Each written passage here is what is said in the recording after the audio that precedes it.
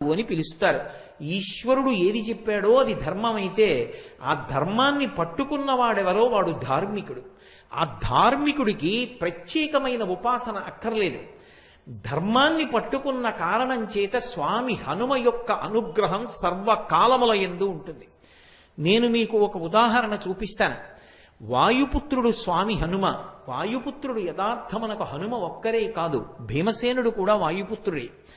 భీమసేనుడు వాయుపుత్రుడైనా హనుమకి ఎంత బలపరాక్రమములున్నాయో, ఎంత బుద్ధి వైభవమున్నదో అంత బుద్ధి వైభవము అంత బలపరాక్రమములు భీముడికి ఉన్నాయి అని చెప్పడం సాధ్యం కాదు.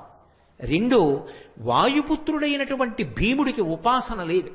భీముడికి గుడి కట్టడం కానీ, భీముడికి అష్టోత్తరం కానీ, భీముడికి ఉపాసన కానీ, భీముడి మీద స్తోత్రాలు కానీ ఉండవు. కానీ వాయుపుత్రుడైనటువంటి హనుమకి మాత్రం ఉపాసన ఉంది. సర్వకాలముల యందు ఆయన్ని స్తోత్రం చేసి ఆయన్ని అనుగ్రహాన్ని పొందడానికి ప్రయత్నం చెయ్యడం అనేది లోకంలో ఉంది. ఎందుకని ఉంది అంటే కేవలము వాయుపుత్రుడైన కారణం చేత అంత బలవంతుడు కాడు. ఆయన తన నడవడి చేత అసలు అవతార ప్రారంభమునందే దేవతలందరి యొక్క విశేషానుగ్రహము చేత, తన బుద్ధిబలము చేత, గురువు యొక్క కటాక్షము చేత, సీతారాముల అనుగ్రహ బలం చేత, తన భక్తి చేత, తన యొక్క ధర్మం చేత, తన యొక్క త్యాగము చేత అంత వైభవోపేతమైనటువంటి స్థితిని సంతరించుకున్నారు. అందుకే అడగవలసిన అవసరం లేకుండా ధర్మం ఎక్కడ నిలబడాలో అక్కడ హనుమ యొక్క రక్షణ ఉంటుంది. అందుకే ధర్మాత్ములైన వారి జోలికి, పరమ భక్తులైన వారి జోలికి వెళ్ళి వాళ్ళ మనసు కష్టపడి వాళ్ళని ఇబ్బంది పెట్టే ప్రయత్నం చేశారనుకోండి, ఆయన మనసు కష్టపడనంత కాలం పర్వాలేదు. ఆయన కన్నుల నీరు కారిందనుకోండి, హనుమ ఆయన సంగతి చూడడం మొదలుపెట్టిన నాడు ప్రమాదాలు ఏర్పడతాయి. అందుకే హనుమ జోక్యం ఎందుకుంటుంది అంటే ధర్మం కోసం ఉంటుంది. మీకు నేను దీనికి ఒక ఉదాహరణ చూపిస్తాను. త్రేతాయుగంలో రామాయణం జరిగింది. ద్వాపర యుగంలో కురుక్షేత్ర సంగ్రామం జరిగింది. ద్వాపర యుగంలో ఒకానొకప్పుడు పాండవులందరూ కూడా అరణ్యవాసం చేశారు. ఎందుకు అరణ్యవాసం చేశారు, ఎందుకు అజ్ఞాతవాసం చేశారు, ఈ విశేషాలన్నీ మీకు తెలిసున్నవి. వాళ్ళు అరణ్యవాసం చేస్తున్న రోజులలో 6 రోజులు బదరీ క్షేత్రంలో ఉన్నారు.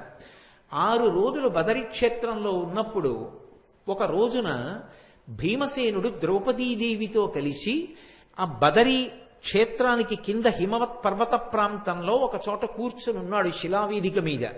ఎక్కడ నుండో పెద్ద గాలి వేసింది. ఆ గాలికి ఒక పెద్ద తామర పువ్వు ఒకటి వచ్చి వాళ్ళ దగ్గర పడింది.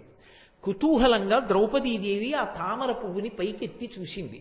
అది 1000 రేకుల పద్మం, సహస్రపత్ర కమలం.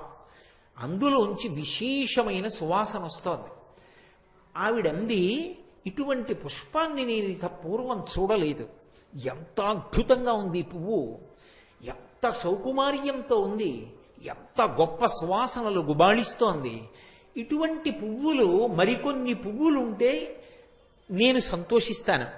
ఇటువంటి పువ్వులు మరికొన్ని నా కొరకు తెచ్చిపెట్టగలరా అని భీమసేనుణ్ణి అడిగింది. ఏదైనా సాధించడం అంటే మహాసంతోషం భీముడికి. ఆయన ఆ 1000 రేకుల తామర ఎటువైపు నుంచి వచ్చి పడిందో, ఆ గాలి ఎటువైపు నుంచి వచ్చిందో దానికి అభిముఖంగా ప్రయాణం మొదలుపెట్టాడు.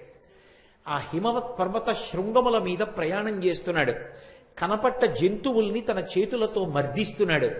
మంచి చల్లటి నీరు కలిగినటువంటి ఒక సరోవరం కనపడింది. అందులో దిగాడు, స్నానం చేశాడు. కనబడ్డ తీయటి పళ్ళన్నీ తింటున్నాడు. నడిచి వెడుతున్నాడు. ఆ వెడుతున్నప్పుడు కిన్నెరకాంతలు మొదలైనటువంటి వాళ్ళు ప్రచ్ఛన్న రూపాలతో గుహల్లో దాక్కుని భీమసేనుని యొక్క పౌరుష పరాక్రమాల్ని, ఆయన యొక్క అద్భుతమైనటువంటి ఆ శరీరాన్ని చూసి ఆశ్చర్యపోతున్నారు. ఆ స్నానం చేసి బయలుదేరి వెడుతున్నటువంటి భీముడికి ఆ ప్రకృతి, ఆ వాతావరణం పులకింపచేసి లోపల కలిగినటువంటి సంతోషాన్ని పట్టలేక తన శంఖాన్ని తీసి పెద్దగా పూరించి సింహనాదం ఒకటి చేశాడు. చేసేటప్పటికి అక్కడ ఉన్నటువంటి ప్రాణుల గుండెలు బద్దలైపోయి నెత్తురు కక్కుకున్నాయి. భీమసేనుడి శంఖనాదం, ఆయన సింహనాదం అంటే అలా ఉంటాయి. అదే సమయంలో అక్కడ గంధమాదన పర్వతం ఉంది. ఇప్పటికీ మీరు బదరీ వెడుతుంటే చెప్తారు, ఇదే గంధమాదన పర్వతం అని చెప్తారు. ఇప్పటికీ స్వామి హనుమ ఆ గంధమాదన పర్వతం మీదే ఉంటారు అని చెప్తారు పెద్దలు. పరాశర సంహిత కూడా అదే విషయాన్ని ధృవీకరించింది. మహాభారతం కూడా ఆరణ్యపరమం అదే విషయాన్ని ధృవీకరించింది. నేనైతే ఏమంటానంటే ఎక్కడ రామనామం ఉంటుందో అక్కడ హనుమ ఉంటారు అని చెప్తాను. కాబట్టి ఆ గంధమాదన పర్వతం మీద విహరిస్తూ వెడుతున్నాడు. ఆ సౌగంధికా పుష్పం, ఆ 1000 రేకుల తామర పువ్వు ఎట్నుంచి వచ్చిందో ఆ చెట్టు వెతుకుతూ వెడుతున్నాడు. వెతుకుతుండగా అక్కడే పెద్ద కదళీవనం ఉంది. కదళీవనం అంటే అరటి తోట. అరటి తోటల్లో స్వామి హనుమ తిరుగుతూ ఉంటారు. ఆయనకి అది మిక్కిలి ప్రీతిపాత్రమైనటువంటి ప్రదేశం. ఆ అరటి తోటలో స్వామి హనుమని ఉపాసన చేసిన, అరటి తోటలో హనుమ యొక్క మూర్తిని పెట్టి హనుమాన్ చాలీసా చదివిన, హనుమ మీద ఇందాక నేను మీకు ఆ మైరావణుని యొక్క ఉపాఖ్యానం చెప్పానే, అందులో ఆ నీలమేఘుడు అనబడేటటువంటి దుర్దండి కుమారుడు స్తోత్రం చేశాడు హనుమని. ఆ స్తోత్రాన్ని పఠించిన, హనుమకి సంబంధించినటువంటి దండకాన్ని చదివిన, హనుమని అష్టోత్తరంతో కానీ సహస్రంతో కానీ పూజ చేసిన కొన్ని ప్రత్యేకమైనటువంటి పళ్ళు ఉన్నాయి. నేను ఈ 5 రోజుల ఉపన్యాసంలోనూ వాటి గురించి మీతో మనవి చేస్తాను ప్రత్యేకంగా. ఆ పళ్ళు ఆయనకి నివేదన చేసిన, అరటి తోటలో పూజ చేస్తే హనుమ ఏదో ఒక రూపంలో వచ్చి వాటిని స్వీకరిస్తారు అని ప్రతీతి. ప్రతీతి ఏమి? యథార్థమే. ఒకప్పుడు గుంటూరులో శ్రీరామాయణం జరుగుతున్న రోజుల్లో ఒక పెద్ద అరటి తోటను ఒక దాన్ని తీసుకుని ఆ అరటి తోటలో అటువంటి పూజ చేస్తే, ఇప్పుడు నేను ఆ వివరాలు చెప్పడానికి సిద్ధంగా లేను, కానీ అది ఎంత పరమ ప్రామాణికమైనటువంటి సత్యము అన్నది నిరూపణమే. హనుమ అరటి తోటలో పూజ చేస్తే వచ్చి స్వీకరిస్తారు, కదళీవనంలో తిరుగుతారు అని.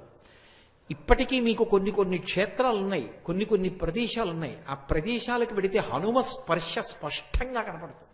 ఇప్పటికీ వెంకటాచలంలో ఒక ప్రత్యేకమైనటువంటి ప్రదేశం ఉంది. మెట్లు దిగి విడితే పెద్ద మామిడి చెట్లు, అరటి తోపులు కనపడతాయి. దాని మధ్యలో ఉంటుంది హనుమ యొక్క దేవాలయం. అటువంటి కదళీవనంలో ఒక పర్వత గుహలో పడుకుని ఉన్నారు. మళ్ళీ వెనక్కి భారతంలోకి రండి, ఆరణ్య పర్వంలోకి. భీమసేనుడు సౌగంధికా పుష్పాల కోసం వెడుతున్నాడు. పెద్ద సింహనాదం చేశాడు, శంఖనాదం చేశాడు. ప్రాణులన్నీ భీతిల్లేయి. అటువంటి సమయంలో అక్కడే పర్వత గుహలో పడుకునున్నారు హనుమ. ఆయన వెంటనే ఉలిక్కి పడి లేచారు. ఒక్కసారి ఆ చప్పుడు మళ్ళీ జ్ఞాపకం తెచ్చుకున్నారు. ఓ నా సోదరుడు, నా తమ్ముడు, వాయుపుత్రుడు భీమసేనుడు సౌగంధికా పుష్పాల కోసం వచ్చాడు. వచ్చి చల్లటి నీటిలో స్నానం చేశాడు, సేద తీరాడు, తీయటి పళ్ళు తిన్నాడు. ఆ సంతోషం లోపల అణుచుకోలేక పెద్ద సింహనాదం చేసి శంఖం పూరించాడు. కాబట్టి ఇప్పుడు నేను ఆ భీమసేనుణ్ణి కలుస్తాను అని తిన్నగా వెళ్ళి భీమసేనుడు వెడుతున్నటువంటి దారికి అడ్డుగా ఒక వృద్ధవానర రూపంతో పడుకున్నారు. వెళ్ళిపోతున్నటువంటి భీమసేనుడు చూశారు, అడ్డుగా ఎవరైనా పడుకునుంటే దాటి వెళ్ళకూడదని ధర్మశాస్త్రం. అందుకని ఆయన అన్నారు, ఓ వృద్ధవానరమా, నేను భీమసేనుణ్ణి నడిచి వెడుతున్నాను, వాయుపుత్రుణ్ణి, ధర్మరాజు సోదరుణ్ణి. ఏం అడ్డంగా పడుకుంటావు, లేచి పక్కకు పో. నిన్ను దాటడం నాకు చేత కాదు అనుకుంటున్నావేమో, నిన్నేమిటి, నిన్ను ఈ శిఖరాన్ని కూడా లంఘిస్తాను, అంత శక్తివంతుణ్ణి. మర్యాద కోసం అడిగాను, పక్కకి తప్పుకోమన్నారు. అంటే హనుమ ఏమీ తెలియనటువంటి వారిలే అన్నారు, అబ్బా అబ్బా అబ్బా అబ్బా, చాలా గొప్పవాడవే, నన్ను లంఘిస్తావు, ఎదురుగుండా కనపడుతున్న గిరిని లంఘిస్తామే అన్నారు. మరి ఏమనుకుంటున్నావు, ఒకప్పుడు మా అన్నగారు హనుమ 100 యోజనముల సముద్రాన్ని లంఘించి వెళ్ళారు, అలా దాటగలను అన్నారు. అంటే ఆయన ఎప్పుడు రామనామం ఏ కారణంగానైనా వినపడుతుందా అని చూస్తుంటారు. ఏం చెప్పావు, మీ అన్నగారు హనుమ 100 యోజనముల సముద్రం దాటారా, ఎందుకు దాటాడయ్యా అలాగా అన్నారు.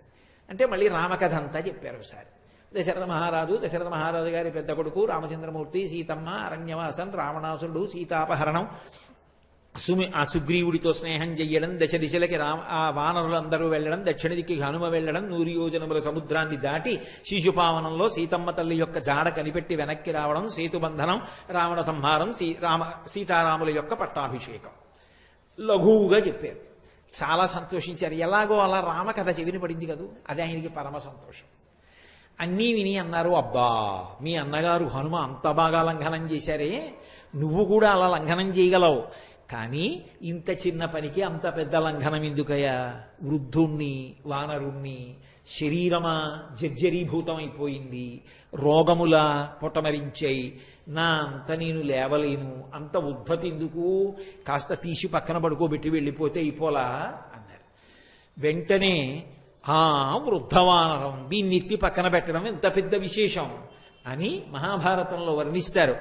ఏపున 2 చేతులను ఇమ్మున పట్టి అమర్చి ఎత్తగా ఓపగా మొగ్గతిల్లబడి ఆయన ఘర్మజలార్ధ్రదేహుడై కాపురుషుండువోలి నిజగర్వము తక్కి ఊరుకుండే చింతాపరుడై వృకోదరుండు తద్దయు లజ్జ నధోముఖంబుతోన్ అంటాడు.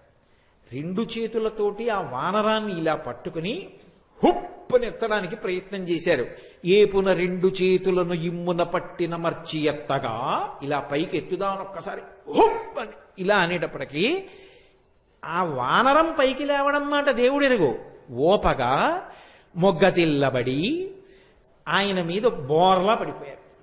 పడిపోయి ఘర్మజలార్ధ్రదేహుడై ఒళ్ళంతా చెమటలు పట్టేసి తడిసిపోయింది. ఒళ్ళు తడిసిపోయి కాపురుషుండువోలే నిజగర్వము దక్కి ఎనంగియుండే చింతాపరుడై వృకోదరుండు తద్దయులజ్జ నధోముఖంబుతోన్. ఆయన యొక్క గర్వమంతా అణిగిపోయింది భీమసేనుడికి. అణిగిపోయి ఏమిట్రా ఈ వానరం, దీన్ని ఎత్తలేకపోయాను సరికదా బోర్లా పడిపోయానని సిగ్గుపడిపోయి తలదించుకుని నిలబడి, అయ్యా నువ్వెవరో మహాత్ముడవు, సామాన్యుడివి కావు, నన్ను పరీక్షించడానికి వచ్చినటువంటి మా అగ్రజులు హనుమయ లేకపోతే మహర్షుల దేవతల, నాకు యథార్థం చెప్పండి అన్నారు. అప్పుడు స్వామి హనుమ, నేను నీ అగ్రజుణ్ణయా, నేను హనుమని, నీ యొక్క శక్తిని పరిశీలనం చేద్దామని ఈ మాట అన్నాను అంటే ఎంతో సంతోషించి 2 చేతులు కైమోడ్చి నమస్కరించి, అయ్యా మీకు అన్ని విషయాలు తెలుసు, 4 యుగముల యొక్క లక్షణాలు ఎలా ఉంటాయో, 4 యుగాలలో ధర్మ సంస్థాపన ఎలా జరిగిందో ఆయా యుగ లక్షణములను చెప్పమని అడిగారు. అడిగితే సంగ్రహంగా 4 యుగాలు, 4 యుగాలలో శ్రీ మహావిష్ణువు స్వీకరించేటటువంటి అవతారాలు, వాటి యొక్క వర్ణములు, ఆ ధర్మ సంస్థాపన క్రమాన్ని మహానుభావుడైనటువంటి హనుమ ఉపదేశం చేశారు. చేసిన తరువాత భీమసేనుడు ఒక కోరిక కోరారు. అన్నగారు నాకొక్క కోరిక, ఆనాడు మీరు పరమ భయంకరమైనటువంటి రూపాన్ని చూపించారు రామరావణ సంగ్రామంలో, ఏది ఇంకొక్కసారి మీరు అటువంటి రూపాన్ని నాకు చూపించండి, దర్శనం చేస్తానన్నారు. ఎప్పుడో జరిగిన రూపం ఇప్పుడు ఎందుకు లేవయా, ఊరుకో అన్నారు. కాదు కాదు చూడవలసిందే. సరే చూపిస్తాను చూడమని మేరుమందర శంఖాశౌభౌదిత్తానల ప్రభ, మేరు పర్వతం ఎలా ఉంటుందో అలా పెరిగిపోవడం మొదలుపెట్టారు. పెరిగిపోతే ఆయన రూపం 10 దిశలు నిండిపోయింది. నిండిపోతే ఇంతటి ధైర్యశాలి అయినటువంటి భీముడు గజ గజ వణికిపోయాడు ఆ రూపాన్ని చూసి. వణికిపోయి ఇక చూడలేక 2 చేతులతో కళ్ళు మూసేసుకుని, అలా కళ్ళు మూసుకుని 2 చేతులు ఎత్తి నమస్కారం చేసి, నేను చూడలేకపోతున్నాను ఈ రూపాన్ని, నాకు భయం వేస్తోంది, ఉపసంహారం చేసేయండి అన్నాడు. అంటే ఉపసంహారం చేశారు. ఉపసంహారం చేసి మళ్ళీ వృద్ధవానరం ఎలా ఉంటుందో అలా కనపడ్డాడు.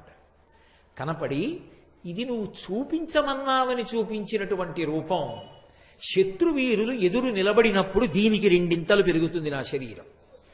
అటువంటి రూపాన్ని చూడడమే సాధ్యం కాదు. అటువంటి రూపంతోనే తొడ కొట్టినా, నా తోక విదల్చినా, నా నోరు తెరిచినా, నా 2 చేతులు పరిగలలా చాచినా, నా పాదములతో తొక్కినా నన్ను ఎదుర్కొని నిలబడగలిగిన వాడు ఈ లోకంలో ఉండడు. ఎందుకయ్యా ఇన్ని ఇడుములు పడతారు? ఒక్క క్షణంలో హస్తినాపురానికి వెళ్ళి మీ శత్రువులైన ధార్తరాష్ట్రుల్ని పీనుగు పెంటలు చేస్తాను, మీకు పట్టాభిషేకం చేస్తానన్నారు. మేము పౌరుష పరాక్రమాలు ఉన్నవాళ్లమే, మీ అండదండలుండగా మాకేమి లోటు స్వామి హనుమ, మీరు మాకు అన్నగారు కాబట్టి మీ ఆశీర్వచనం చాలు, మేము మా పరాక్రమంతో శత్రువుల్ని సంహరించి రాజ్యాన్ని చేపడతాం, మీ ఆశీర్వచనం మాకుంచండి అన్నారు. చాలా సంతోషించారు. మీ పౌరుష పరాక్రమాలు ఏమిటో చూడాలని నాకు కోరికగా ఉంది మీరు శత్రువుల్ని సంహరిస్తున్నటువంటి వేళలో. కాబట్టి కురుక్షేత్ర సంగ్రామం ప్రారంభం అవుతున్నప్పుడు ఒక్కసారి నన్ను స్మరించండి, నేను మీలో ప్రధాన వీరుడైనటువంటి అర్జునుడి యొక్క రథ పతాకం మీదకి వచ్చి కూర్చుంటాను. కూర్చుని మీరు చేసేటటువంటి యుద్ధాన్నంతటినీ పరిశీలిస్తానన్నారు. హనుమ మంగళప్రదుడు. హనుమ ఎక్కడ ఉంటారో అక్కడ మంగళం జరుగుతుంది. హనుమ ఎక్కడ ఉంటారో అక్కడ శుభం జరుగుతుంది. హనుమ ఎక్కడ ఉంటారో అక్కడ ఈశ్వరుడి యొక్క కృప ఉంటుంది. మహానుభావుడు వచ్చి అర్జునుడి యొక్క రథ పతాకం మీద కూర్చున్నారు కాబట్టే పాండవులు గెలవడానికి అవకాశం ఏర్పడడానికి ఉన్నటువంటి కారణాల్లో ఒక బలమైన కారణమైంది. అంతటి మహానుభావుడు. భీమసేనుడు అడిగాడా, అయ్యా మీరు వచ్చి మా తమ్ముడు అర్జునుడి యొక్క రథ పతాకం మీద వేయించేసి ఉండండి అని అడగలేదు. అడిగాడా, మీరు మా శత్రువుల్ని పరిమార్చండి అని అడగలేదు. అడగకుండా నేను వచ్చి అర్జునుడి యొక్క రథపతాకం మీద కూర్చుంటాను అన్నారు. ఎక్కడ ధర్మం ఉంటుందో, ఎక్కడ ధర్మానురక్తి ఉంటుందో, ఎక్కడ ఈశ్వర భక్తి ఉంటుందో అక్కడక్కడ పిలవవలసినటువంటి అవసరం లేకుండా స్వామి హనుమ బయలుదేరి వస్తూ ఉంటారు. అసలు హనుమ లేకపోతే ఉపద్రవము గడవదు. నేను అందుకే మీతో మొట్టమొదట్లోనే మనవి చేయడానికి కారణం అదే. ప్రతిరోజు ఒక్కసారి సంధ్యాకాలంలో ఆకాశాన్ని దర్శనం చేసి నమస్కరించినటువంటి వాడికి ఉపద్రవములు తొలగి ఎలా మంగళాన్ని పొందుతాడో, అలాగే ప్రతిరోజు ఒక్కసారి స్వామి హనుమ వంక చూసి నమస్కారం చేసినటువంటి వాడు ఉపద్రవముల నుండి గట్టెక్కుతాడు. అది ఎంత మహోపద్రవం అవనివ్వండి, గట్టెక్కడానికి స్వామి హనుమ కారణమవుతారు. ఆయన గట్టెక్కిస్తారు. ఆయన యొక్క శక్తి అటువంటిది. మీకు నేను రామాయణంలోంచే ఈ మాట అన్నందుకు ఒక సందర్భాన్ని నిరూపణం చేస్తాను. రామాయణంలో రామరావణ యుద్ధం అయిపోయింది. రావణాసురుడు మరణించాడు. సీతారాములకు పట్టాభిషేకం అయిపోయింది. రామచంద్రమూర్తి సంతోషంగా పరిపాలన చేస్తున్నారు. అగస్త్యాది మహర్షులు ఒకసారి అయోధ్యానగరానికి విజయం చేసి రామదర్శనాన్ని అపేక్షించారు. రాముడు వారిని లోపలికి ప్రవేశపెట్టి అర్ఘ్యపాద్యాదులిచ్చి పూజించి ఉచితాసనముల మీద కూర్చోపెట్టి ఒక ప్రశ్న వేశాడు. రావణాసురుడు అంతటి అరివీర భయంకరుడు ఎలా కాగలిగాడు అని అడిగాడు. అడిగితే అగస్త్య మహర్షి ఒక మాట చెప్పారు. రామ, నిజానికి రావణాసురుడు కాదు అంత శక్తివంతుడు. రావణాసురుడి కన్నా శక్తివంతుడు, రావణాసురుడి కన్నా కొన్ని కోట్ల రెట్ల ప్రమాదకారి, పరమ భయంకరుడు ఇంద్రజిత్. ఆ ఇంద్రజిత్తు మరణించడం రామాయణంలో పెద్ద మలుపు. వాడు దైవవశం చేత, అదృష్టవశం చేత, మీ పరాక్రమం చేత మడిసిపోయాడు రామ అన్నారు. ఏమిటా ఇంద్రజిత్ విశేషం నాకు చెప్పవలసింది అని అడిగారు రామచంద్రమూర్తి. అప్పుడు చెప్పారు అగస్త్య మహర్షి. చాలా చిన్న వయస్సులో కృష్ణాజినం కట్టుకుని యజ్ఞోపవీతం వేసుకుని శిఖతో ఉండగా, అంత చిన్న వయస్సులో 7 యజ్ఞాలు చేశాడు. అవి ఒకటి కాదు, అశ్వమేధము, వాజపేయము, పౌండరీకము, ఇటువంటివి 7 పూర్తి చేశాడు. 7వది మహేశ్వర ప్రీతి కొరకు చేశాడు. 7 యజ్ఞములు అనితర సాధ్యమైన రీతిలో పూర్తి చేసి అంత బంగారం దానం చేశాడు. చేస్తే పరమేశ్వరుడు ప్రత్యక్షం అయ్యాడు. నీకేం కావాలని అడిగాడు. నాకు తామసీ విద్య కావాలన్నాడు. తామసీ అంటే ఆ వ్యక్తి యుద్ధానికి బయలుదేరితే చీకట్లు సృష్టిస్తాడు. కటిక చీకటి అయిపోతుంది. ఆ కటిక చీకట్లో ఆ వ్యక్తి ఎక్కడున్నాడో ఎవరికీ తెలియదు. ఆయన యొక్క నిలబడిన ప్రదేశం ఎవరికీ గుర్తించడానికి యోగ్యంగా ఉండదు, ఎవరికీ తెలియడు. ఆ చీకట్లో ఉంటాడు. రథం కూడా దివ్యరథం ఉంటుంది. అది ఈశ్వర ప్రసాదంగా వచ్చిన దివ్యరథం. దాని గుర్రాలు అంతే, అక్షయబాణ తుణీరాలు అంతే. అందులో ఉండి చీకట్లోంచి మేఘముల చాటు నుంచి బాణాలు విడిచిపెడతాడు. ఎంతమందినైనా పడగొడతాడు. అసలు బాణం ఎక్కువ పెట్టడానికి ఎక్కడున్నాడో తెలియదు ఎవరికి. అటువంటి గుర్రాన్ని, అటువంటి గుర్రాల్ని, అటువంటి రథాన్ని, అటువంటి అక్షయబాణ తూణీరాల్ని, తామసీ విద్యని పొందాడు. పొంది రావణాసురుని యొక్క ఆశీర్వచనాన్ని పొందాడు. ఒకప్పుడు రావణాసురుడు స్వర్గలోకం మీదకి దండయాత్ర చేసి దేవేంద్రుడితో యుద్ధం చేశాడు. దేవేంద్రుణ్ణి ఇంకా గెలవలేదు, కానీ బడలిపోయాడు. ఆ బడలిపోయి ఉన్నప్పుడు బయలుదేరి వచ్చాడు ఇంద్రజిత్తు. తనకున్నటువంటి తామసీ విద్యని ఆవిష్కరించాడు. వెంటనే ఇంద్రుణ్ణి బంధీకృతుణ్ణి చేశాడు. రథంలో పెట్టుకుని రావణుడి దగ్గరికి వచ్చారు. నాన్నగారు, యుద్ధం అయిపోయింది, ఇంద్రుణ్ణి బంధించేశాను, పదండి అంతఃపురానికన్నాడు. తెల్లబోయాడు రావణాసురుడు. ఇంతటి అరివీర భయంకరుణ్ణి, ఇంతటి తపశ్శాలిని నేను ఓడించలేదు, వీడు గెలిచేశాడు ఇంద్రజిత్తు. ఆ ఇంద్రుడిని బంధించి లంకాపురానికి తీసుకొచ్చి అంతఃపురంలో కారాగారంలో ఉంచాడు. ఇప్పుడు పులస్త్య బ్రహ్మ చతుర్ముఖ బ్రహ్మ ఇద్దరూ బయలుదేరి వచ్చారు. ఇంద్రుణ్ణి బంధించడం మర్యాద కాదయా, విడిచిపెట్టు. కానీ ఇంద్రుణ్ణి గెలిచిన వాడివి కాబట్టి ఇక నుంచి నిన్ను మేఘనాథుడని పిలవరు, ఇంద్రజిత్ అని పిలుస్తారు. ఆయన అన్నాడు, ఇంద్రుణ్ణి విడిచిపెడతాను, కానీ నాకు మరణం లేకుండా వరమిమ్మన్నాడు. అసలే అంత భయంకరమైనటువంటి తామసీ విద్య చేతిలో ఉన్నవాడు, ఈశ్వరానుగ్రహ సంపన్నుడు, ధర్మమును విడిచిపెట్టినవాడు, ఏ ప్రమాదం తెస్తాడోనని బ్రహ్మగారు అన్నారు. అలా చిరంజీవిత్వాన్ని ఇవ్వడం కుదరదు. ఈ లోకంలో పుట్టిన వాళ్ళందరూ వెళ్ళిపోవలసిందే. అందుకే ఇది మర్త్యలోకము అని పిలవబడుతుంది. కాబట్టి శరీరం విడిచిపెట్టాలి. కానీ ఇంద్రుణ్ణి గెలవడం కన్నా గొప్పతనం లోకంలో ఎక్కడుంది? నిన్ను నేను నా నోటితో ఇంద్రజిత్ అని పిలుస్తున్నాను. అప్పుడు ఇంద్రజిత్ అన్నాడు, అయితే పోనీ ఒక వరం ఇవ్వండి. నేను ప్రతిరోజు నికుంభిలకి హోమం చేస్తాను. లంకాపట్టణంలో ఉండేటటువంటి దేవత, ఆవిడికి హోమం చేసినప్పుడు చాలా ఉగ్రమైన హోమం చేస్తాడు. నెత్తురు అందులో పోసి నల్లమేకని పళ్లతో పట్టి పీకుతాడు, పీకి హవ్యం ఇస్తాడు. అటువంటి హోమం చేస్తాను. హోమం పూర్తి చేసి రథం ఎక్కితే ఇక నన్ను ఓడించగలిగిన వాడు 3 లోకముల యందు ఉండకూడదు. తథాస్తు వరమిచ్చాడు. అందుకే ఇంద్రజిత్తుని ఎవరూ నిగ్రహించలేరు. అటువంటి ఇంద్రజిత్ రామాయణంలో ఏ కారణానికి పడిపోయాడో తెలుసా?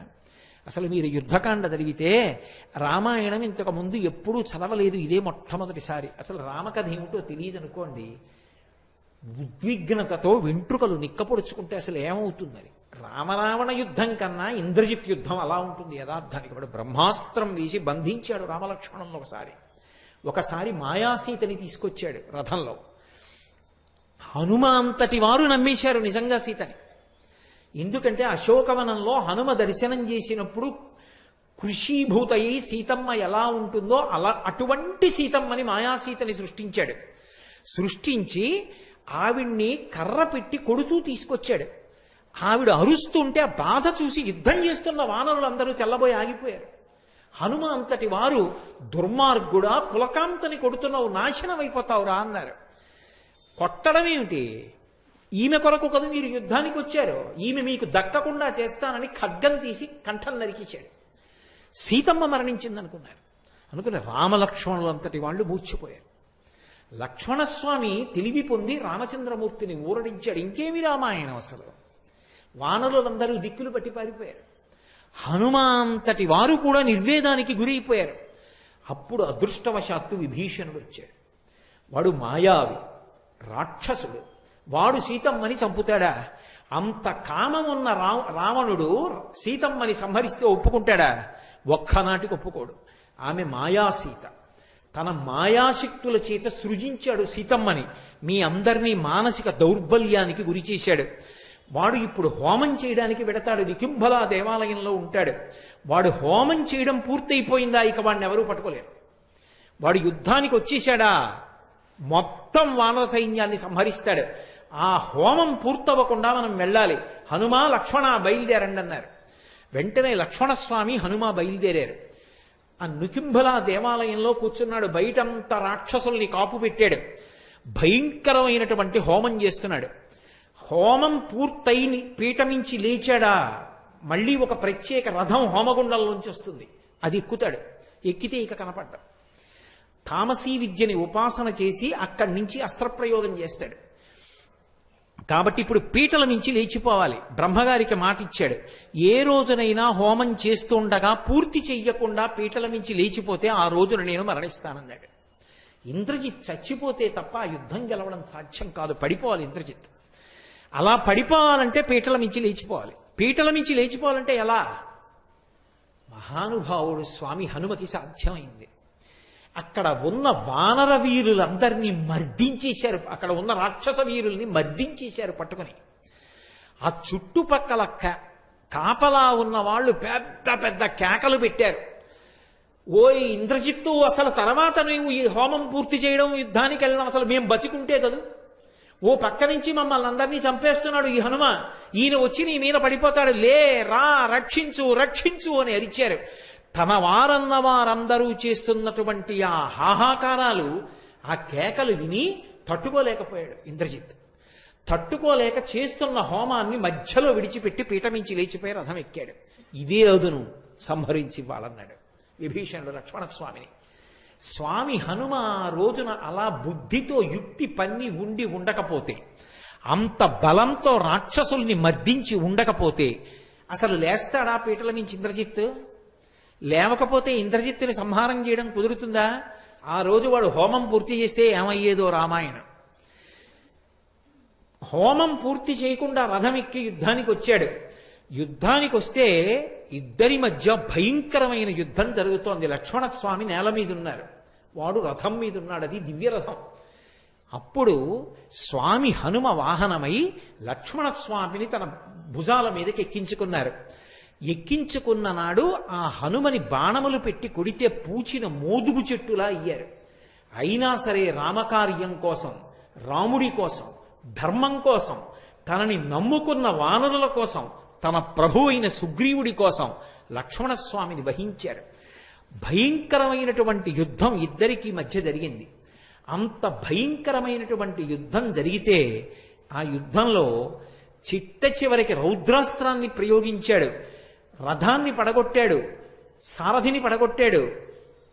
చిట్ట చివరికి ఇంద్రజిత్తు ఇవన్నీ పోయినా సరే చేతిలో ఖడ్గాన్ని పట్టుకొని వేరొక ధనస్సు తీసుకుని లక్ష్మణస్వామి మీదకి యుద్ధానికి వచ్చాడు. ఐంద్రాస్త్రాన్ని ప్రయోగించి రామాయణానికి మూలమంత్రం అంటారు. ధర్మాత్మ సత్యసంధశ్చ రామో దాశరథిర్యది పౌరుషీచా ప్రతిద్వంద్వశరైనం జహిరావణిం. ఈ మాటలు చెప్పి రావణుని యొక్క కుమారుడైన ఈ ఇంద్రజిత్తు మరణించుగాక అని బాణప్రయోగం చేస్తే అప్పుడు ఇంద్రజిత్తు యొక్క శిరస్సు ఛేదింపబడింది. స్వామి హనుమ లేకపోతే అసలు ఆ ఇంద్రజిత్తు సంహారం చెయ్యడం అనేటటువంటిది అంత తేలికగా జరిగి ఉండేదా అనే ఆలోచన చేస్తే అసలు అది అంత తేలికగా జరిగేటటువంటి కార్యం కానే కాదు. మహానుభావుడైనటువంటి హనుమ ఆర్తత్రాణపరాయణుడై ఎక్కడ ఎవరు ఎలుగెత్తి హనుమాని పిలవనివ్వండి, పరమ సంతోషంతో పరుగు పరుగున వచ్చి కాపాడతారు. ఆయన్ని పిలవక్కర్లేదు, ఆయన పేరు పెట్టి రామనామం చెప్తే చాలు పరమ ప్రసన్నుడైపోతారు. అందున ఆశ్చర్యం ఏమిటంటే సంవత్సరం మొత్తం మీద తప్పకుండా రామనామం కంఠ ఉన్నందుకు గళమెత్తి చెప్పవలసిన రోజు ఏదైనా ఉంటే ఇవ్వాలే. మార్గశిర మాసంలో వచ్చినటువంటి శనివారం. ఈ శనివారం నాడు ఎవరు రామనామ సంకీర్తనం చేస్తారో వాళ్ళందరికీ కూడా హనుమ యొక్క కృప విశేషంగా కలుగుతుంది. అంతటి మహానుభావుడు. ఒకరినేమి, ఆయన ఒకానొకనాడు తరిగొండ వెంగమాంబ గారిని రక్షించలా. తల్లి ఎక్కడో తరిగొండలో పుట్టారు, తిరుకొండ చేరుకున్నారు. తిరుకొండ తిరుమల, తరిగొండ వెంకటాచల క్షేత్రానికి దగ్గరలోనే ఉంటుంది. నరసింహస్వామి బిడ్డలు లేకపోతే కానాల కృష్ణయ్య మంగమ్మ అనేటటువంటి దంపతులు వెంకటాచలంలో వెంకటేశ్వర స్వామి వారిని ఉపాసన చేస్తే ఆయన అనుగ్రహంగా పుట్టింది. అందుకని వెంకమ్మ అని పేరు పెట్టుకున్నారు. చిన్నప్పటి నుంచి ఎప్పుడూ పూజలు భజనలు సంకీర్తనలు చేసేదావిడ. ఈ పిల్ల ఆడపిల్ల ఇక్కడ ఇలా భక్తిలో మునిగిపోతే రేపు పొద్దున్న అత్తవారింట్లో ఎలా పేరు తెచ్చుకుంటుంది? పెళ్లి చేయండి, మార్పు వస్తుందన్నారు. వెంటనే వెంకటాచలపతి అనబడేటటువంటి ఒక వ్యక్తిని చూసి వివాహం చేశారు. ఇంకా కాపరానికి వెళ్ళనే లేదు. ఆ భర్త గారు శరీరం విడిచిపెట్టాడు. నేను విధవని కాను, నేను ఎప్పుడో వెంకటేశ్వరుడు ఇల్లాలని, నాకు పెళ్లి చెయ్యొద్దని చెప్పేది ఆవిడ. అందుకని ఆవిడ సౌభాగ్య సూచనలను విడిచిపెట్టలేదు. విడిచిపెట్టకపోతే ఆ తరిగొండలో నేను ఆ తరిగొండ వెళ్ళి ప్రత్యేకంగా నరసింహస్వామి దేవాలయం, వేంగమాంబ గారు తిరిగిన ప్రాంతాలు దర్శనం చేసి పరమ పరవశత్వాన్ని పొంది వచ్చాను ఒకప్పుడు. ఆ నృసింహస్వామి దేవాలయం ఇప్పటికీ మీరు వెళ్ళినా చూడొచ్చు తరిగొండలో. ఆ తల్లి మంగళప్రదమైనటువంటి చిహ్నములతో సౌభాగ్యవంతురాలైన స్త్రీ ఎలా ఉంటుందో అలా పసుపు, గాజులు, పువ్వులు, కుంకం వీటితో ఉంటోందని ఒకప్పుడు ఆ ఊరు పీఠాధిపతులు వస్తే వారికి ఫిర్యాదు చేశారు. ఊళ్ళో ఉన్నవారు ఆయన పిలిపించారు వెంగమాంబ గారిని. వెంగమాంబ గారు చేతిలో పళ్ళు పట్టుకొచ్చి అక్కడ పెట్టి నిలబడ్డారు. నమస్కరించలేదు. పీఠాధిపతులు అడిగారు, ఎందుకు నమస్కరించలేదు నాకని అడిగారు. మీరు ఏమనుకోకుండా ఒక్కసారి లేవండి అన్నారు ఆవిడ. పీఠాధిపతులు లేచారు. ఆవిడ పీఠానికి నమస్కారం చేశారు. పీఠానికంటే ఆయన కూర్చున్న ఆసనానికి. ఆసనం భగ్గున కాలిపోయింది.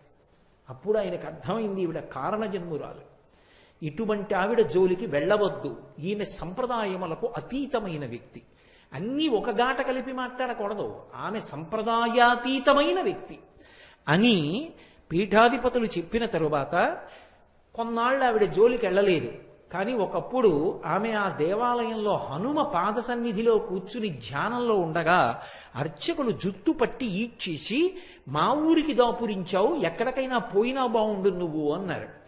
ఆ మాట ఆవిడికి ఎందుకో వెంకటాచల క్షేత్రానికి వెళ్ళిపోమ్మని చెప్తున్నట్టుగా అనిపించింది. 20 సంవత్సరాల వయస్సులో కటిక చీకట్లో కాకులు దూరని కారడవి, చీమలు దూరని చిట్టడవి అని చిన్నప్పుడు కథల్లో చెప్తారే, అటువంటి అరణ్యంలో బయలుదేరి ఆవిడ వెంకటాచల క్షేత్రాన్ని చేరుకోవడానికి ప్రయత్నించారు. అంత చీకటిలో ఆవిడ వెడుతున్నప్పుడు ఆమెని అరణ్యంలో కాపాడిన స్వామి ఎవరో తెలుసా? స్వామి హనుమ. త్రోవ హనుమ అంటారు, ఇప్పటికీ ఉంది వెంకటాచల క్షేత్రంలో ఆ మూర్తి. కాబట్టి మహానుభావుడు ఆయన ఎప్పుడు ఎక్కడ ఎవరిని ఆదుకోలేదు. స్వామి అని పిలిస్తే చాలు, ధర్మం కోసం, ధర్మమునందు అనురక్తి ఉన్న వారి కోసం పరుగు పరుగున వచ్చి కాపాడారు. ఆయన సంగీతమునందు కూడా అంతటి మహాప్రవేశం ఉన్నటువంటి వారు. పరాశర సంహితలో ఒక విషయం చెప్తారు, ఆయన ఎంత వినయమున్నవారో, గర్వం అన్న మాటకు ఆయన అంత వ్యతిరేకి. గర్వం అంటే ఆయనకు అసహ్యం. ఒకానొకప్పుడు గరుత్మంతుడు అహంకారాన్ని పొందాడు. నా అంత గొప్పవాడెక్కడున్నాడు? శ్రీ మహావిష్ణువుకి వాహనాన్ని, ఎటువంటి వారినైనా నా ముక్కుతో చీల్చి చెండాడగలను, నా రెక్కలతో కొడతాను, నా పాదములతో గోళ్లతో చీల్చేస్తానని గమనించాడు కృష్ణ భగవానుడు. ఒకేసారి గరుత్మంతుడికి సత్యభామకి కూడా గర్వభంగం చెయ్యాలనుకున్నాడు. గరుత్మంతుడిని పిలిచి, ఓ వైనతేయ, నువ్వు వెంటనే వెళ్ళి, అదిగో గంధమాదన పర్వతం మీద పర్వత గుహలో పడుకుని ఉన్నారు హనుమ, నేను పిలుస్తున్నానని చెప్పి వెంటనే తీసుకురా అన్నారు. హనుమని తీసుకురావడం పెద్ద విషయం ఏమిటి? ఉత్తర క్షణంలో బయలుదేరి వెళ్ళారు గరుత్మంతుడు మంచి అతిశయంతో. అక్కడ గుహలో యోగనిష్టలో ఉన్నారు. ఆ కుంభకం చేసి యోగనిష్టలో ఉండగా వెళ్ళి హనుమా హనుమా అని పిలిచారు. పలకలేదు. పలకలేదని కోపం వచ్చి ఆయన నాసారంధ్రములోకి తన ముక్కు పుటాన్ని చేర్చి పొడిచారు. ఆయనకి కించిత్ ధ్యానభంగం అయింది. ఆయన చెవి దగ్గరికి వచ్చి అరిచారు. హనుమ చెవి దగ్గరికి వచ్చి ఆయన మెల్లిగా బహిర్ముఖులై, యోగాభ్యాసంలో ధ్యానంలో సమాధి స్థితిలో ఉన్నవాడు ఒక్కసారి బహిర్ముఖుడు కాకూడదు, మెల్లమెల్లగా బహిర్ముఖుడు కావాలి. అందుకని మళ్ళీ ప్రాణాయామంతోనే బహిర్ముఖులు అవుతారు. అందుకని ఈ వైనతేయుడైన గరుత్మంతుడికి గర్వం అణచాలని ఆయన ఒక ముక్కురంధ్రాన్ని పూసి ప్రాణాయామం కోసమని ఒక ముక్కురంధ్రం మూసి ఒక ముక్కురంధ్రంతో గట్టిగా ఊపిరి లాగారు. ఆ ఎదురుగుండా ఉన్నటువంటి గరుత్మంతుడు ఎగిరి వచ్చి ఆయన ముక్కు రంధ్రాన్ని కట్టుకున్నాడు. ఈ రంధ్రం ఇలా వదిలిపెట్టేస్తే గరుత్మంతుడు కింద పడ్డాడు. ఇలా మూసి మళ్ళీ ఈ రంధ్రంతో గట్టిగా గాలి విడిచిపెట్టారు, పీల్చిన గాలిని. ఆ గాలికి ఎగిరి ఎక్కడో వెళ్ళి పడ్డాడు. మళ్ళీ ఇలా పీల్చారు, మళ్ళీ వచ్చి ముక్కు కట్టుకున్నాడు. అయ్యబాబో, ఇదే బలం, ఇదేం బలం, ఊపిరి పీలిస్తేనే ఇలా ఉందనుకున్నాడు. అడిలిపోయి ఆయన ఊపిరిని యథాస్థితికి తెచ్చిన తరువాత పైకి ఎగిరిపోయి చూస్తున్నాడు. ఇలా కాదు, ఈయన్ని ఎత్తుకుపోతాను, నా రూపాన్ని పెంచడి, పెద్ద పెద్ద రెక్కలు పెంచాడు. హనుమ తన తోక పెంచి ఆకాశాన్ని చుట్టారు, వాలాన్ని. గరుత్మంతుడు ఆగ్రహించి తన ముక్కుతో దానికి ఛిద్రం చేయబోయాడు, పొడవబోయాడు. వెంటనే తన తోకతోటి గరుత్మంతుడిని చుట్టారు. చుట్టి బంధించి గిర్ర గిర్ర గిర్ర గిర్ర తిప్పి ఆకాశంలో విసిరేశారు. విసిరేస్తే పాలసముద్రం పక్కనున్న కొండ మీద వెళ్ళి పడ్డాడు. పడి అక్కడి నుంచి శరీరం అంతా భిన్నమైపోయి పాలసముద్రంలో మునిగాడు. మళ్ళీ పూర్వ తేజస్సు వచ్చింది. చేతులు కట్టుకుని అత్యంత వినయంగా శ్రీకృష్ణ భగవానుడి దగ్గరికి వెళ్ళాడు. ఏమి హనుమా, ఏమి గరుత్మంతా తీసుకురమ్మన్నాను, హనుమని ఎందుకు తీసుకురాలేదన్నారు. ఏమీ తెలియనట్టు కృష్ణ పరమాత్మ. ఆయన ఏదో ధ్యానంలో ఉన్నాడు, మహానుభావ తీసుకురావడం కష్టమైంది, పలకట్లేదు. నా ఆజ్ఞ అని చెప్పు, సీతారాములు పిలుస్తున్నారని చెప్పు, వెంటనే వస్తాడు, వెళ్ళు, భయం లేదన్నారు. ఈసారి వెడితే రావడం ఉంటుందా? అనుమానం వచ్చింది గరుత్మంతుడికి. సరే, ఆయన ఆజ్ఞ, వినయంగా వెళ్ళు, గర్వంతో వెళ్ళకు. నేను రమ్మన్నాను కదా, నేను పిలుస్తున్నాను కదా అని చెప్పి ఊరికే హనుమా హనుమా అని కేకలేకు. పరమ వినయంతో చేతులు కట్టుకుని తల వంచుకుని, స్వామి మిమ్మల్ని సీతారాములు పిలుస్తున్నారని చెప్పు, వస్తారన్నారు. తిన్నగా హనుమ ఉన్న గుహ దగ్గరికి వెళ్ళారు. వెళ్ళి గరుత్మంతుడు చేతులు కట్టుకుని ఈసారి ఎంతో వినయంతో స్వామి హనుమా హనుమా అని పిలిచారు. ఏమి అన్నారు. పళ్ళు తీసుకెళ్ళి అక్కడ పెట్టి నమస్కారం పెట్టారు. అంజలి ఘటించి సీతారాములు పిలుస్తున్నారన్నారు. ఒక్కసారి పైకి లేచారు. సీతారాముల పద ఎక్కడున్నారన్నారు. ముందు వైనతేయుడెడుతున్నాడు, వెనకాతల హనుమ వచ్చారు. ఇంతలో కృష్ణ భగవానుడు అన్నాడు, పక్కన సత్యభామ కూర్చునుంది. సత్యభామ సత్యభామ హనుమ వస్తున్నారు, పక్కన సీతమ్మని తప్ప ఒప్పుకోరు, నేను రాముడిగా మారిపోతున్నాను, నువ్వు సీతమ్మగా మారిపో అన్నారు. నేనెక్కడ మారిపోతాను సీతమ్మగా? అలా సీతమ్మే కావాలంటే కావాలనమనండి, నేను కృష్ణుడిగా ఉన్నాను సత్యభామని చెప్పండి. అయినా అలా ఎవరు మారతారు? రుక్మిణీదేవి మారుతుంది అన్నాడు కృష్ణ భగవానుడు. ఆవిడికి మరీ ఆగ్రహం వచ్చింది. అబ్బా, రుక్మిణీదేవి సీతమ్మ అయిపోగలదే, అయితే రుక్మిణీదేవిని పిలిచి కూర్చోబెట్టుకోండి, మారుతుందేమో చూద్దాం. రుక్మిణీదేవి మారలేదని ఆవిడ ఆశ.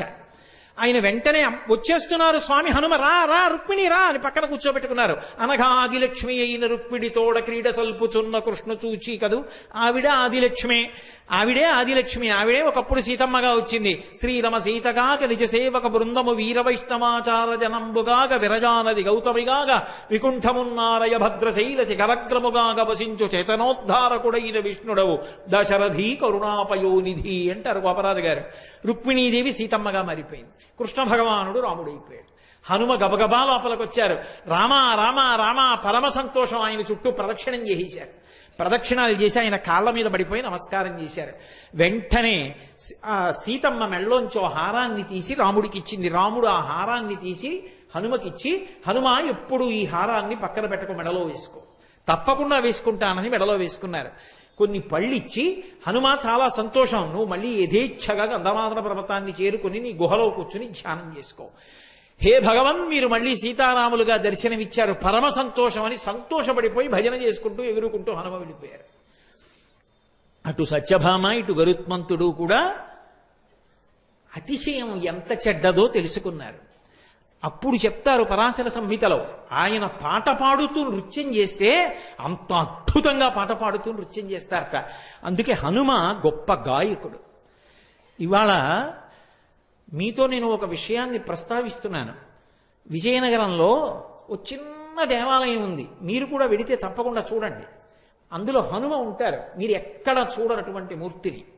తాళం వాయిస్తూ సంగీతం పాడుతూ పరమ సంతోషంతో నృత్యం చేస్తుంటారు ఆయన.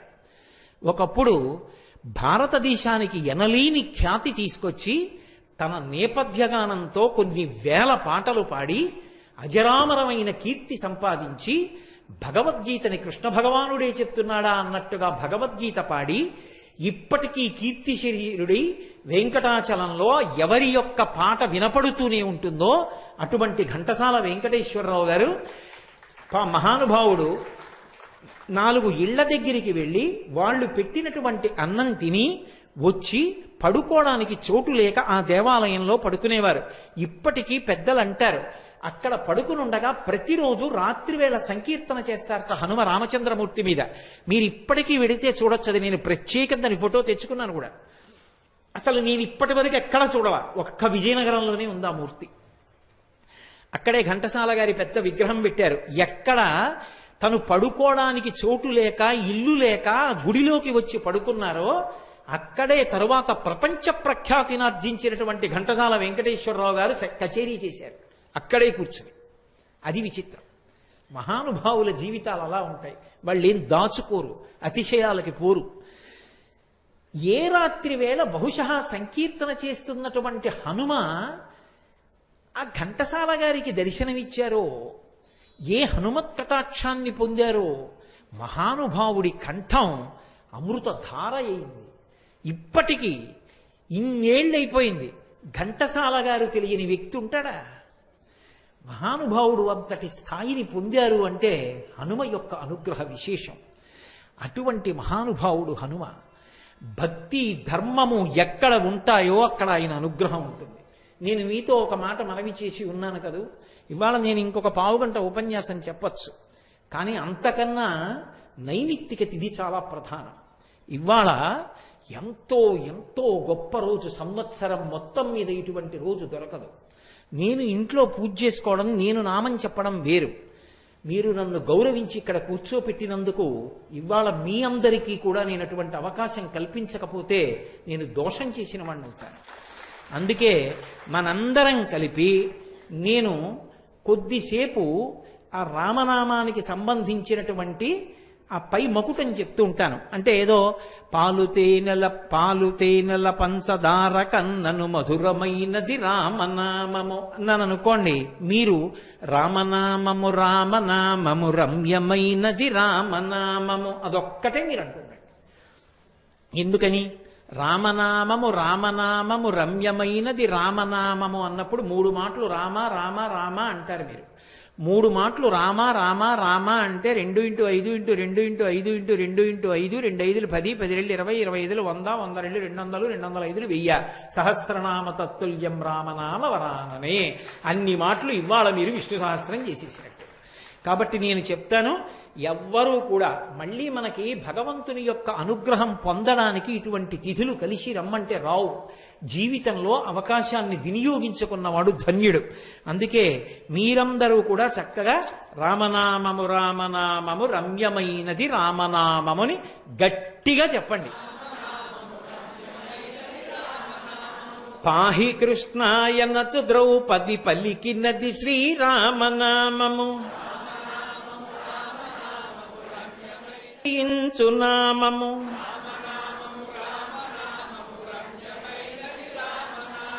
బ్రహ్మ సత్యము జగన్మిథ్యాభావమే శ్రీరామనామము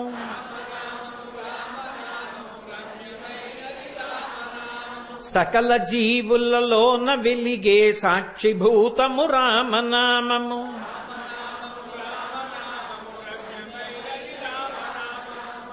ఇప్పుడు మీరు ఎంత గట్టిగా చెప్పగలరో అలా చెప్పాలి. హనుమ మురిసిపోతారు.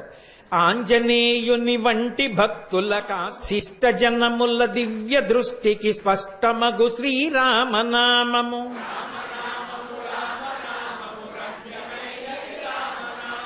నిర్వికారము నిర్వికల్పము నిర్గుణము శ్రీరామనామము మేరుగిరి శిఖరగ్రమందున మెరయుచున్నది రామనామము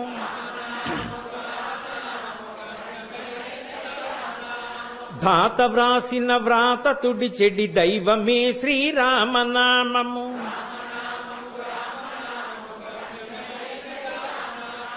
రజతగిరిపతికి నెప్పుడు రమ్యమైనది శ్రీరామనామము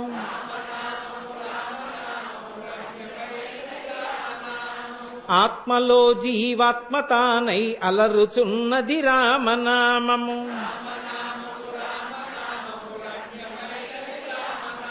రామతత్వము నిరుగు వారికి ముక్తితత్వము రామనామము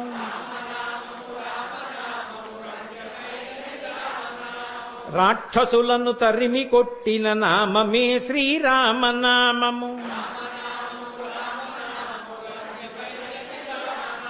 మంగళంబగు భక్తితో పాడిన శుభకరంబగు శ్రీరామనామము